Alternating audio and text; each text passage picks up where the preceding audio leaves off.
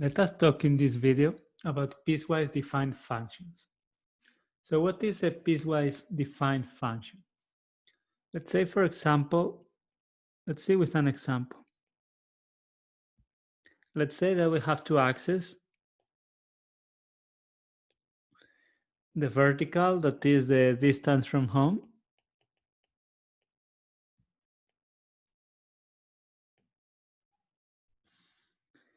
And then the horizontal, that is the time in hours.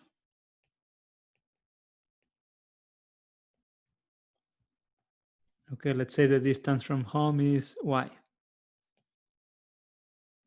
Okay, and then we are going to represent in a graph our commute in a given day. So let's say we leave our home at 6:30 in the morning, so 6.5 hours. And then the commute in the morning takes about 1 hour, 7.5, we are at work. Okay, and let's say our work is 10 miles away. Okay, so until 6:30 we are home. Because we are home, we are 0 miles from home. Okay, then at 7:30 we are at work. So then somehow between 6:30 and 7:30 we are going to move from home to work. Okay, notice that I didn't just draw a straight line. Because we start moving a little slower, then we gain speed, then we slow down, right? It may be more complicated. There may be traffic, whatever, but let's just keep it simple. Okay, then from 7.5 we are at work until 5, let's say, that we leave.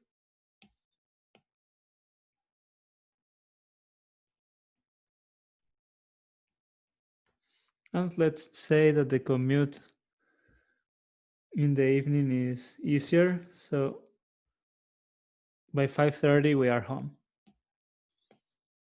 Okay, in this case it's going to look something like this. And then we stay home. Okay, so then the distance is not going to change for the rest of the day. So you see what happened here. We have different pieces, right? Until 6.5, then from 6.5 to 7.5, then from 7.5 to 5, and then two more pieces from 5 to 5:30, and then from 5:30 onwards. Okay, so you see here that we have defined our function. It's a graph, but it's defined using 5 different pieces. Okay, so then the way we are going to write down this function is going to be 0, is f of t. If t is between 0 and 6.5, right? Then some function that we will not make it very precise right now. Then we have 10. 10 is between 7.5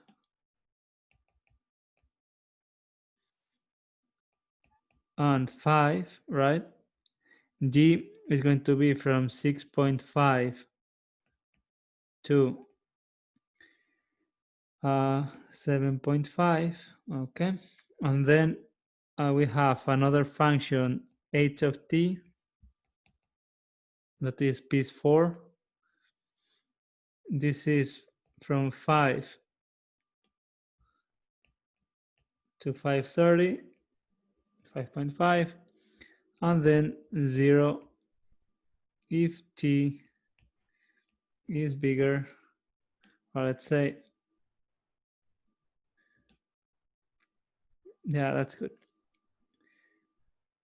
If t is bigger than 5.5. Okay. So, well, I should have probably written the time, the 5 p.m. I should have written 17, right? But let's keep it the 17 hours and 17.5 hours. But let's not pay too much attention to that. So you see, we have defined the function piecewise using different pieces. We can do this anytime. The functions may be continuous or not. Okay, continuous, we'll see what that means. Let's do another example. Let's say f of x equals minus x if x is less than negative 1 if x is in between negative 1 and 1, and then minus x plus 1 if x is bigger than 1. Okay, and here we need to find, let's say we want to find f of negative 2, f of 0, f of 1, f of 2. And then let's sketch the graph of f of x. So f of negative 2. So negative 2 is smaller than negative 1. So it's going to be minus negative 2. So this is 2. F of 0. 0 is in between negative 1 and 1. So we are in this range over here. So we have 1. F of 1. So f of 1 is a bit tricky, right? Because it's the place where we jump from one, when we change from one function to the other. But if you notice what happens here, I didn't really define the function for x equal 1. So just to make things easier, let's say that it falls on the first part. So let's say f of 1 equals 1. The way it was, I should have said it's not defined, okay? But let's keep things simple for now. And then f of 2. F of 2, because 2 is bigger than 1, is going to be negative 2 plus 1. So this is negative 1. Okay. And then we just need to graph this function.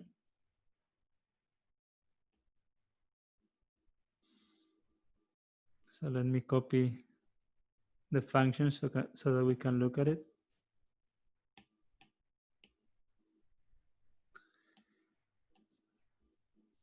So we have negative x. This is negative 1. Okay. So negative x is going to look, wait. That was x. So negative x is going to look like this. And this is negative 1. Okay. Then we have 1 from negative 1 to 1. So let me erase this part here. This I don't need.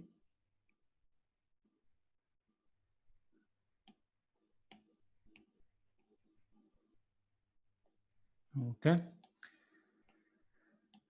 Then from negative 1 to 1, x equals 1. And then from 1 onwards, it's negative x. Okay, that we saw that it's the line going down. Okay, it's negative x here, but it's going to be shifted 1 unit up. Okay, so 1 unit up, that means, well, that's a poor picture. Let's keep it like that. Okay. So this is how it's going to look. You see that in this case, it's perfectly, it's well defined, right? We have here at this point, the trace is completely continuous. Here at 1, we have a little bit of a thing, right? Because there is a jump, there is a discontinuity. When we plot the function, we need to, we cannot keep the pen on the paper. Okay, you notice, because x less or equal than 1, when x less or equal than 1, we have f of x equal 1.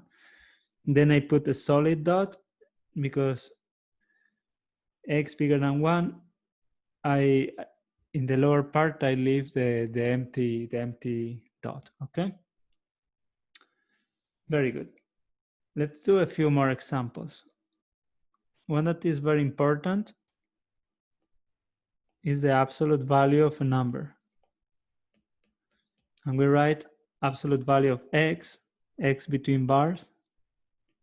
This is the absolute value, and this is the number x if the number is positive or 0, and minus x if the number is negative. Okay, this is the absolute value. Okay. So how does this look? So we have here our function x. This is y equals x. And then we have our function y equals negative x. Okay. So we need to keep x when the x is positive. So we need to keep this part here. And we need to keep minus x when x is negative. So we need to keep this part over here. So this is the absolute value of x. Okay. We can then shift this function. For example, we can do the absolute value of x minus 1. Okay. We just write the definition of the function. So whatever is inside the absolute value, we write it here, and we say this is equal to itself if x minus 1 is bigger or equal than 0. Okay. And then we have to change the sign. Let me do it right away. 1 minus x if x minus 1 is negative. Okay, we can write this. It's better if we write it x bigger or equal than 1, x less than 1. Okay, and the way this looks, let's plot it. So we just need to take the line y equal x and bring it down 1 unit. Okay, so this is x minus 1. And then we need to take y equals negative x and bring it up 1 unit. So this is 1 minus x, this is x minus 1. And then the positive is going to be, sorry, the absolute value is going to be x minus 1 when x is larger than 1, and 1 minus x otherwise. So this is the absolute value of x minus 1. Notice that basically the minus 1 here is basically saying that we are shifting the function absolute value of x by 1 unit to the right. Okay, the way you know if it's left or right is you take x equal 1. So for x equal 1, this is 0. So wherever you had 0 before, now you have to put that. in x equal 1. Okay. Well, you get the idea. We can do more complicated things. Let's say, for example, we have 2x minus 1 plus 6. Okay, so in this case, we have 2x minus 1 plus 6, and we have to change the sign of the absolute value if it's negative, so it's 1 minus 2x plus 6. The first case is whenever 2x minus 1 is bigger or equal than 0. The second one is whenever 2x minus 1 is less than 0. Okay, but this doesn't look good. So we are going to write it again. We are going to write 2x plus 5 if x bigger or equal than 1/2, and then 7 minus 2x if x is smaller than 1/2. Okay, you see that it looks much more clear this way. Okay, so in a test or in an exercise, I expect that you will write it the second way. If you leave it the first way, the problem is incomplete. Okay, so I will leave now for you here a few more functions for you to try. So you can try, for example, f of x equals x minus 3, 2x plus 5, 4x minus 1 plus 2x minus 3, a couple more. Let's say f of x equals x plus 1 divided by absolute value of x. F of x equals x minus 2 plus x, absolute value of x, sorry. And the last one, f of x equals x squared minus 4. So you can practice with these ones to supplement what we have seen in this video.